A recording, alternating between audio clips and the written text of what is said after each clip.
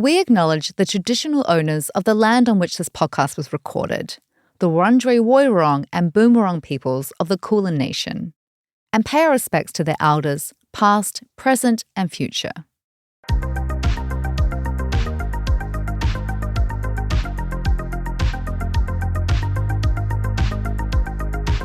Welcome to the podcast series of Raising the Bar Melbourne, curated by the Faculty of Medicine, Dentistry and Health Sciences at the University of Melbourne. This special health edition of Raising the Bar, held in May of 2026, featured 20 talks by some of Melbourne's leading healthcare experts and was held across 10 pubs and bars, all in one night. The speakers presented topics ranging from AI and cancer research to understanding ADHD and neurodiversity, helping kids sleep, healthy social media habits, the future of robotic surgery, and much more.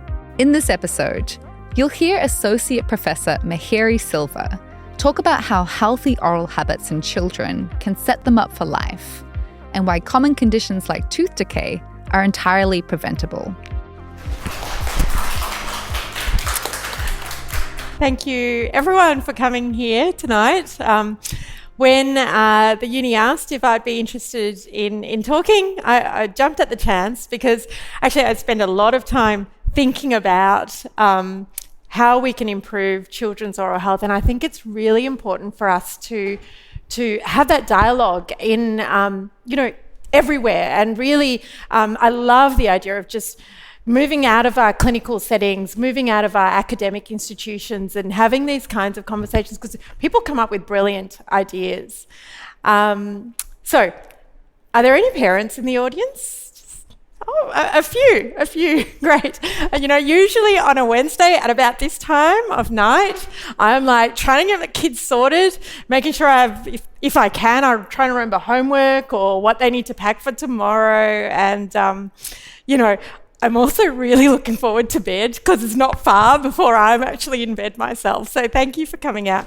But actually, so I've got two kids. My daughter, my youngest one, Natalie, is 9. And I want to tell you a little thing that happened to me when she was first born. So when she was born, I was still doing my PhD. I was a specialist paediatric dentist, and I was juggling my research with clinical practice, and I'd made the decision to step away from clinical practice briefly.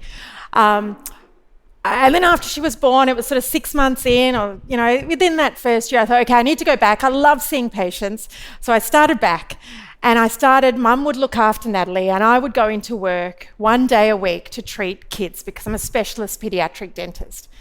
And on this one occasion, I was actually treating children who needed to be asleep to have their dental treatment. So for those of you who are not aware, sometimes dental problems, usually tooth decay, is so bad and so severe that the only safe and humane way that we can fix those problems is by having a full anaesthetic with a trained medical specialist administering an anaesthetic while we do the dental treatment. Now, on that day, I distinctly remember I took out 10 teeth on a 2-year-old. Now, I know we're here to have a bit of a fun night, but really, I just can't. I think we really need to recognise how severe and catastrophic the problem of childhood tooth decay is in our community. And for me at that point, I remember walking away along the side of the hospital, and literally there was tears in my eyes because I was going home to my baby, that I was doing everything I could to give her the best start to life. And I knew that mum that I talked to and we discussed options was doing the same. I knew how much she cared for her child, and it felt terrible. And it felt terrible because I felt like I hadn't made things better. And I knew that I wasn't the only health professional that had tried to help this family. I knew that there'd been many of us in the health system that they had met along the way, but in the end, the best thing we could do was to take 10 teeth out. on a 2-year-old. And if you think about that, if you think about a 2-year-old and what they are doing at 2 years of age, we have this idea of the first 2,000 days. And, we recognize that it's a really critical period in development. There's so much growth that happens in those first few years of life. And, it's physiological development in the growing child. And some of that development is responding to cues in their environment. And can you imagine how disruptive it can be to then have 10 teeth out at that critical point? This is when children, you're introducing solids to children. You're encouraging, we're encouraging them to give them different tastes and exposures and healthy nutrition. It's the time when, children are moving out of just like that single primary carer, and over the next few years they're having interactions with different people that are coming into, and this child is missing those teeth. But frequently I hear from friends, colleagues, well, maybe not colleagues, but definitely people say, oh, but it's baby teeth, right? It's just baby teeth. They fall out. What's the big deal? Even last week when I was talking to a family, they're like, hang on, am I missing something here? They're just baby teeth. But in a 2-year-old, those baby teeth are supposed to be there for another decade. That's a long time, right? And what we know is kids who have tooth decay are more likely to have decay when they become adults. So it's an ongoing problem. The thing that's really difficult is that we know that this is a problem. In fact, for many Australians, many people in our community, they have great teeth, right? But for some people, that's not the case, and they have these severe dental problems that can really affect them. And so we've wondered about why this is. Back when a long time ago, first got into dentistry, there were literally people telling me that I won't have a job. I hear that tooth decay is going to be gone by the time, in a few years. And that is not the reality that I, as a specialist, am living right now. And so we've wondered why this is. We've wondered if it's genetics. And there was a lot of interest in the genetic influences on tooth decay. And I've certainly had, it's my parents' fault. It's my genes. It's not me. So I actually, going back to my PhD, that was something that I looked at. I was very lucky to work with this amazing study that had followed children from when the mothers were pregnant all the way through to about 6 to 8 years of age. We looked at the tooth decay at 6 to 8 years of age. Now, twins are amazing, and it was a cohort of 250 twin pairs, so the 500 kids, because identical twins share all their genes. Non-identical twins share half.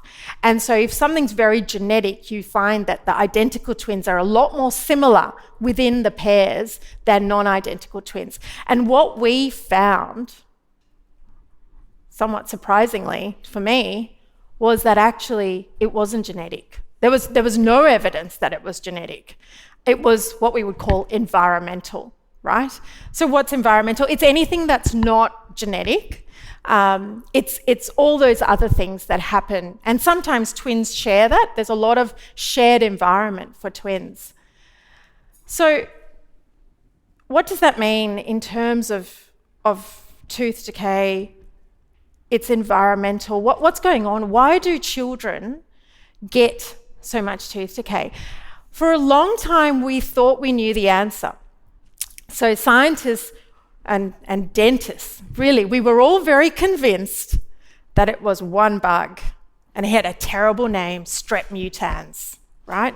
That strep mutans was a terrible guy, because what it would do, you'd have this baby that was born with perfect, beautiful baby, and then they would enter into a time which we call the window of infectivity, at which point the strep mutans would come out of nowhere and attack that child, right? And they would develop severe, rampant tooth decay. That was the theory.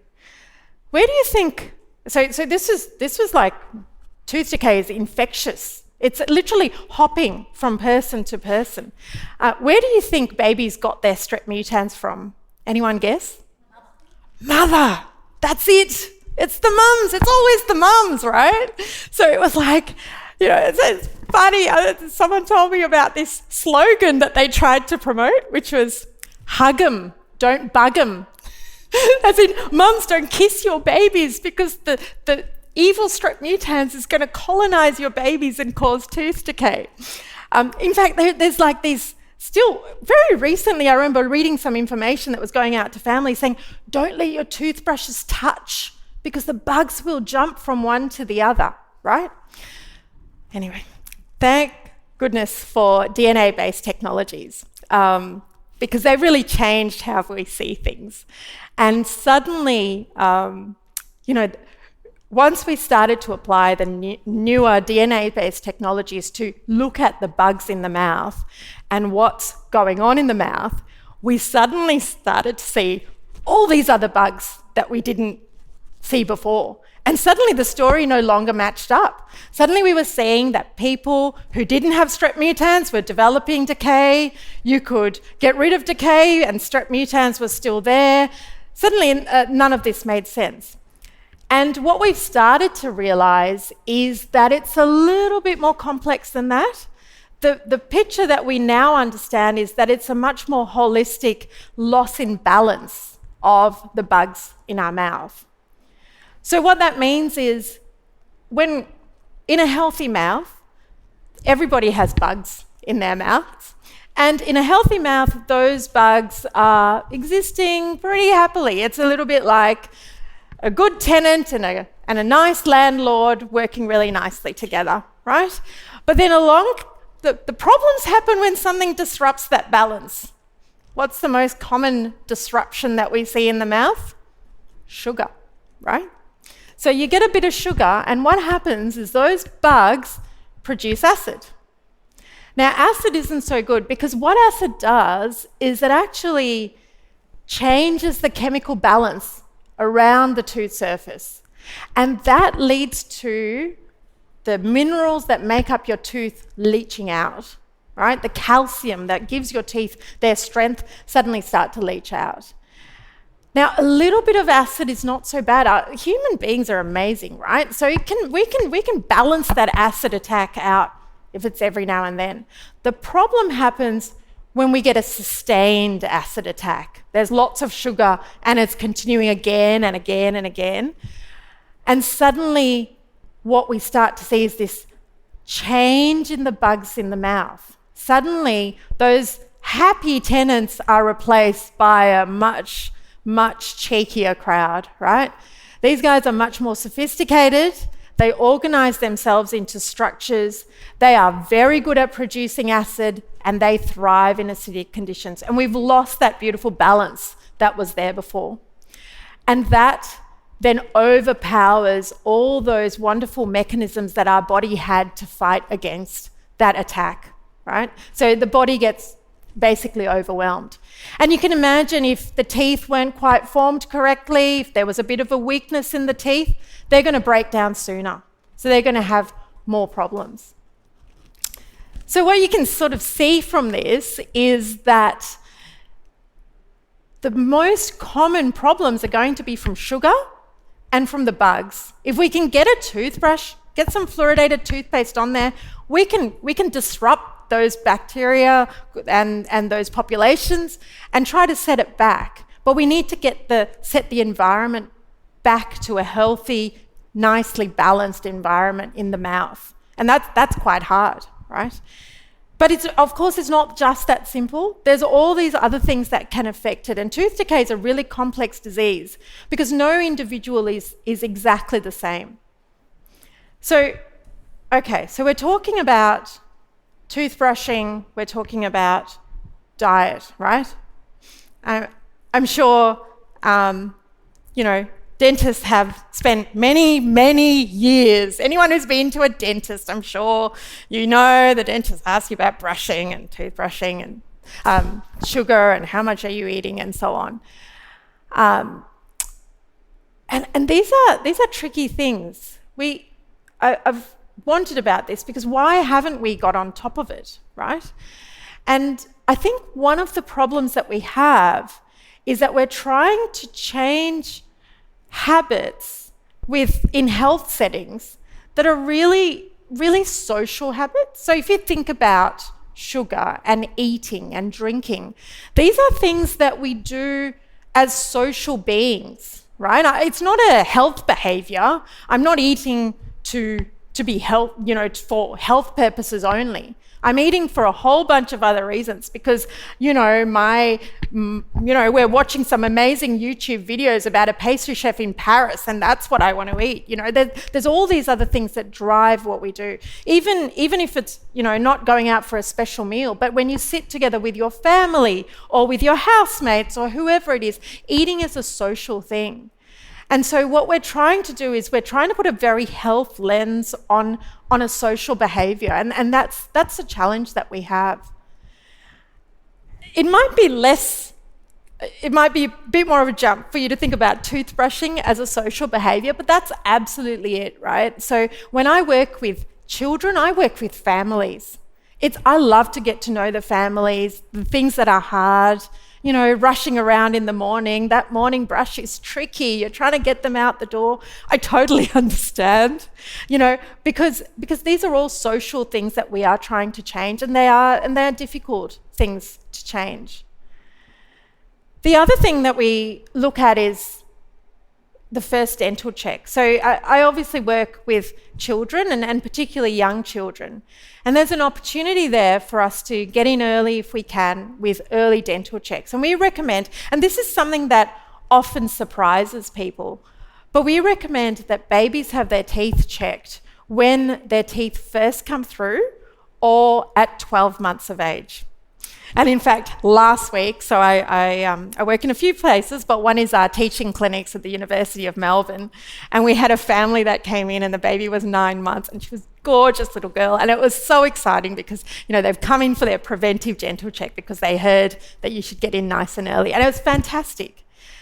But we've tried to explore this a little bit. What are the barriers to families bringing kids in to get a dental check? And there's lots of barriers. The first thing is we just naturally presume that our baby's teeth are healthy, our children's teeth are healthy. And actually it comes as quite a rude shock if the child develops a toothache, or suddenly one day you look in the mouth and you think, oh my goodness, what is that inside your mouth? How did that appear overnight? The truth is it hasn't appeared overnight. It's been there for a while. And if we'd picked it up earlier, we probably could have done something to stop it getting worse.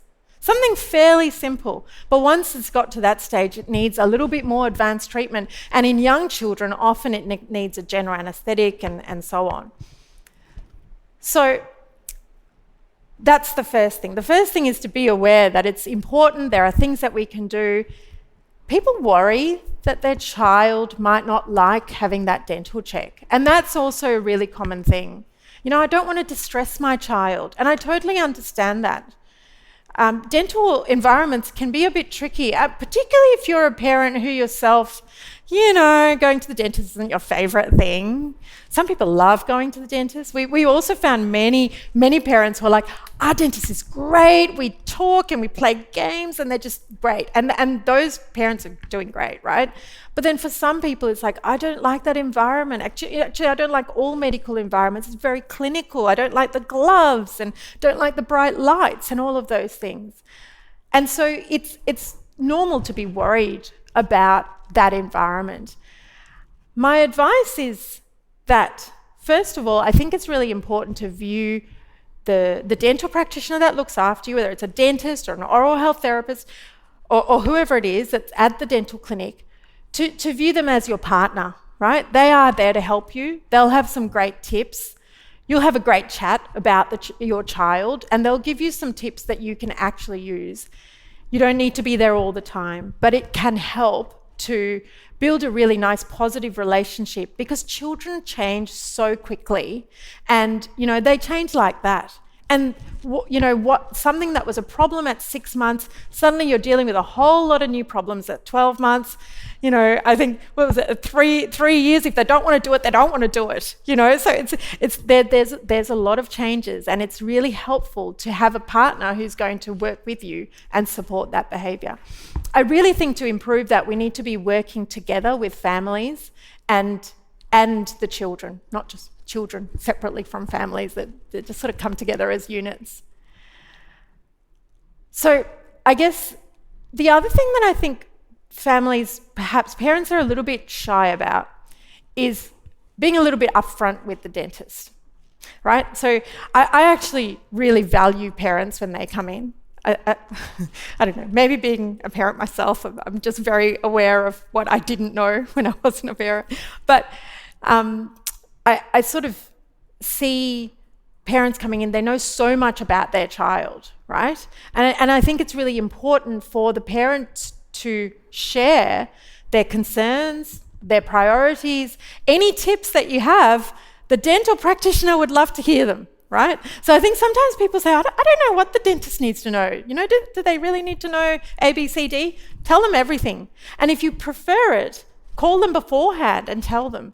But also find a dental practitioner who's going to be interested to hear you, right? If it's not feeling right, I mean, I guess, all clinicians are like people. Some people love seeing kids. Some people are a little bit scared of babies. That happens sometimes. I don't know why.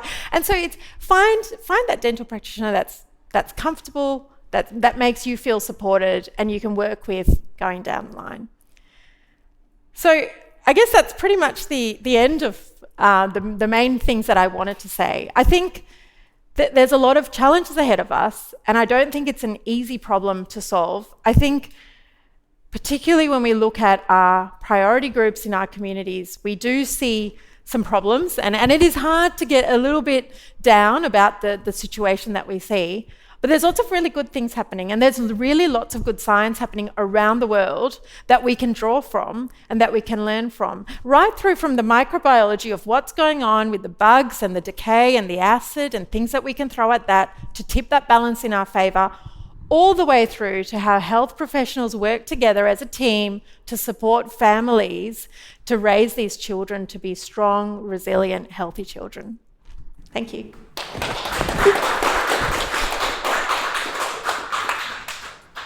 Mihiri, thank you so much. Amazing. Love the stories and very relatable. So any questions? Thank you so much for the talk, Mihiri. As a clinician myself, the biggest question that I have is, at that 1-year-old mark for the first visit, what are the main signs that you're looking out for? And is there anything that you can recommend to parents to kind of be like, okay, this is something I should watch out for? Yeah, absolutely. So the first year checkup is really important. And actually, one of the funny things is we've done quite a bit of research talking to families, and around the world there's been some research done on this, because we actually think getting in that really early dental check is important. And we know that it's not just parents not taking the kids. Sometimes the parents take the kids and the dentist's like, I don't know what to do, right? So that's why I say make sure you find a dental practitioner that's comfortable. I also want to, sometimes people say, take your child to the dentist at 12 months so they become comfortable with the dental environment. I promise you at 12 months we're not achieving that, okay? So yes, take your child to the dentist at 12 months, but it's not to build familiarity. Maybe down the track, let them play and become comfortable in the environment, but that's probably not what we're trying to do. It is really important at 12 months. There's a lot of feeding, nutrition, and toothbrushing advice that we can have. We know that parents have told us they are very confused about toothpaste, right? We know toothpaste can make a difference, but the Australian guidelines are to not use toothpaste until 18 months of age. Now, that's not appropriate for everyone. And in fact, kind of shocks people when I tell people internationally that that's what the Australian guidelines are. From 18 months of age, we want fluoridated toothpaste, but parents are getting lost with that information. The other thing is it's hard to brush teeth. Usually at that age, they don't have a lot of teeth, right? They've just got some teeth at the front. They might be starting to get some teeth at the back. And it's just about talking about techniques that you can do to make brushing a little bit easier at times, and acknowledging that sometimes brushing is hard. That's okay. You're not going to get the perfect brush that you do for yourself on your little baby, and that's okay, right? But there are things that we need to try, and from time to time we need to introduce them to that brushing. They start to sort of see it as a normal part of their day-to-day. We start to introduce it twice a day. We know that fluoridated toothpaste makes a difference. Let's get that in earlier. Even research, we just started to analyse some data from one of our latest studies. Heaps of people are not using fluoridated toothpaste at 2 years of age. That's like an easy one that we can fix, right? The second thing is, I guess, we do occasionally see things in the mouth that are useful to pick up at 12 months of age, and that might be sort of, I referred before to weaknesses in enamel. I haven't talked a lot about that today, but that's actually a big area of our research. I don't think we'd see a whole lot at 12 months, to be honest, but you can look for changes in enamel, and also you're looking at the gums and so on. But mostly it's that bringing that whole social, it's bringing that, what are you doing, how's it going, together. It's usually a quick check. So I think sometimes people think that you go to the dentist and you sit there with your mouth open for 20 minutes and they, do a kind of whole bunch of numbers, and that's what a dental check is. But that's not what it looks like for a baby, but it is so critical at that point. Thank you. Thank you. Harriet? Yeah, Mihiri, we've got the Smile Squad that goes around to primary schools. Do you think we should be doing a Smile Squad for kindergarten? Interesting. Well, I mean, look, if it was a yes or no answer, it would be a yes. I think one of the really tricky things is with Smile Squad, and I think this is one of the complexities, is that the family's not there, right? And I absolutely see that it's brought services to a bunch of people who wouldn't have been able to go, who wouldn't have thought to go, for whom it was inconvenient. Like, I'm trying to book my kids in for the flu vaccine. I still haven't got in. I've got appointments this week, right? So if they're coming to the school, super convenient, awesome. So there's a lot of great things with that. The challenge I find is, particularly in those preschool years, the family is so important, and how do we get the family there? So yes, it will be helpful for some things. It'll be helpful to screen for disease and spot for disease, but it won't do a lot in terms of supporting families with that behaviour. And we know we're talking about, so that is something I want to say, we're talking about these individual one-on-one things, and I just want to recognise that there's a lot of social factors that influence those behaviours, and we've got to think about, economic policy affecting tooth decay is like this long, complicated way, but it's still relevant. It is the context that we're working in. So yes, my initial feeling with Smile Squad was, it's too late. Like, a third of preps already have tooth decay by the time they start, right? And they're the ones that we really need to get in with. But how do we deliver that in the way that we want to get the changes, the long-lasting changes? And I think that's the hard bit. Because we don't want to get into the, I sort of say we don't want to get into the trap of drilling and filling. See a hole, we've fixed it, we've fixed the teeth. That said, there's a lot of unmet need in the community, and tooth decay, there's a lot of people waiting on a long waiting list for dental care, and it's having a huge impact. So I don't want to diminish the need for treatment, but treatment doesn't fix the main driver and the cause of that disease. And that's where I think, for much of it, it is preventable if we can figure out how to prevent it. Thank you so much for the talk. I am currently an honours student, and I do hope to get into the dental field one day. One of the things that I'm always heard about was the connection between tooth decay, tooth activity, the oral activity, and that could lead to other health issues like cardiac issues or something going on with your digestive. So I want to know if there's been any studies or research that you know of, or you've been in collaboration with that looked at childhood tooth decay that as they grow up has been seeing a lot of different health issues, and that could be a root cause of it. Yeah. First of all, great that you're interested in the dental field. Good luck. So this is a really interesting question. So actually I am at the Melbourne Dental School, but I'm also at the Murdoch Children's Research Institute, similar to Harriet, and I work in the Inflammatory Origins Group. And I've been there since 2019. And I was interested because it was all about inflammation and how early childhood inflammation drives cardiovascular disease. And I was interested in dental inflammation and how that drives it. And there's been a lot of research that's tried to understand this, right? The connection between the oral health, I suppose, and systemic health, as we call it. There's all those sort of chronic diseases that we know about.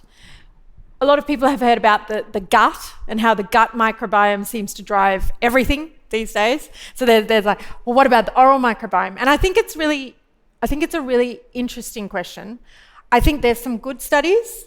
There's some really good studies that have looked particularly at periodontal disease, so gum disease.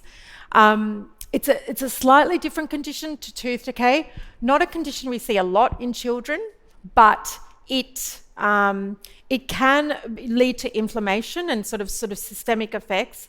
We're starting to see, there's some compelling evidence, particularly when it comes to pregnancy outcomes and periodontal health, and there's some great RCTs happening around the world, looking at sort of treating gum disease in pregnant women and looking at pregnancy outcomes and outcomes in children. There's interest in, again, periodontal disease, gum health, and Alzheimer's disease, right? So there's some great researchers at the Melbourne Dental School who are looking at that. When it comes to children, there's been some studies, and actually some people in our team at MCRI have been involved in some, particularly from Scandinavia, looking at severe dental infections and sort of impacts on cardiovascular health. I think there's some connections, but it's a really tricky one to untangle because, you can't do RCTs of a lot of this stuff. You can further down, but initially you're sort of looking at observational data. And the problem is that, the people who are having tooth decay and then who are having these other chronic diseases, there's lots and lots of social factors that are affecting it: income, education, health literacy, all of those things sort of come into it. And so it's a really tricky thing to tease apart. And there's also this school of thought to say, it probably, the mouth does not exist on its own, right? The mouth is part of the body. Like, it's incredible how we have got so used to accepting somehow or the other.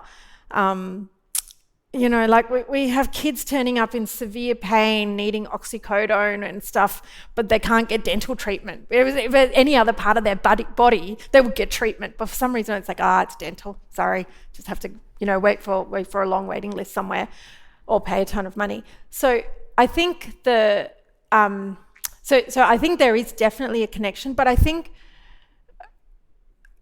for me, I think the connection is really obvious, right? Like, it's affecting their well-being, it's affecting how children socialize with each other. We're just hearing so much about that social component. That's really important, right? It's affecting how much time they miss kinder, they miss school, they're not concentrating, their parents are missing work, all of those things. And then they're like double whammy with these social barriers, and they're kind of going on top of each other. And that's the real problem in terms of how do we break that kind of cycle. Hi, amazing speech. So I'm a health promotion officer working in regional Victoria. Do you have any advice around engaging families with low health literacy into focusing on their child's dental health? So supporting families with low health literacy, right? So I think the first thing I want to say, so the dental system is ridiculously complicated. I've got about, it's not about how many degrees I have, but I feel like all the qualifications I have done have put me in a position where the number one thing I can offer families is I can tell them exactly how to get to the right service for them and how we can bypass a few little annoying things in the way to get treatment as soon as possible, right? The dental system and the health system is really, really complicated. First of all, you have private and you have public, and then you have some special state level funding, and then you have some government level funding, and it's really hard for families to access that. So I think And talking to families, over the years we've thought, how do we prevent it? We can help families brush teeth and all this stuff. Families just want to know, how do I go? What's the right place? How much is it going to cost me? How long do I have to wait? Am I eligible? Right? That's what they want to know. And I think particularly for families who maybe don't have those like super health-seeking behaviours or, low health literacy, as we say, the biggest thing we can do is to connect them up with the right service for them. And one of the other things that some resources we've developed has been scripts to say, this is what you say to the dentist when you call them, right? Tell them, the dentist can take the responsibility for finding out if you're eligible for the child dental benefit scheme that supposedly gives you $1,000 of dental treatment for 2 years. But you don't have to worry about that. You don't have to go to your MyGov or whatever, blah, blah, blah, blah, blah. Help them access that care that they can then be on their journey, because that's the hardest thing. And I think particularly, so we do quite a bit of research for kids, neurodiverse kids, autistic kids, kids with disability and sort of more complex medical needs as well. And I think that's where, that's really hard for them, right? Because they're struggling to find the right services for them. And it's just, sometimes it doesn't take a lot to support those families and adapt to an environment that those kids find comfortable and happy and, really reinforcing. But it's about finding the right place. How you find the right place is also hard. That's the problem that we find. We spend a lot of time talking to maternal child health nurses and other health professionals, and we recognise that there's a gap between those services and dental services, and that's one of the things that we're trying to bridge, to make that a little bit easier between health professionals, just to understand and how to connect with each other. Because the dentists tell us that as well. They say, we'd love to hear from the OT or the physio that's working with this family to know how we can help them. Thank you so much for your talk. I just have another question kind of off the back of what you were talking about from a regional and rural perspective. It's obviously really important to include families in the child's dental experience, and also you've emphasised trying to find the correct kind of service or place or clinician. Obviously, in a country like Australia and a state like Victoria, there are communities that don't have access to any dental clinician, and maybe if they do, it's only one option. Do you have any kind of thoughts or experience kind of in the space looking at communities that don't have options? Yeah, it's really tough, right? And actually, like in Victoria, relatively less rest of Australia, we're probably, it's much bigger scale in some other parts of Australia as well. I don't think there's an easy solution for that. I think part of it is, I think in those settings, probably the health professionals, and I'm saying this anecdotally, they tend to be quite good at providing a more holistic kind of broader support, because it's sort of evolved that way, because there's less supports available. But I think for families that need more specialised support, it's really important that we make that accessible. And it's there, the thing is, shared care arrangements and stuff can work really well with more rural communities. So they might not need to come into a centre to get specialist care, but there might be a really nice way of sharing that care. The other thing is, we still go back to some of these behaviours. You don't need a dentist to tell you, to support your family with the challenges of toothbrushing. So I think there is a lot of scope for other health professionals. And a lot of work we do is understanding how we can work better with those other health professionals in supporting them to support their the oral health. We know, for example, maternal child health nurses do a great job.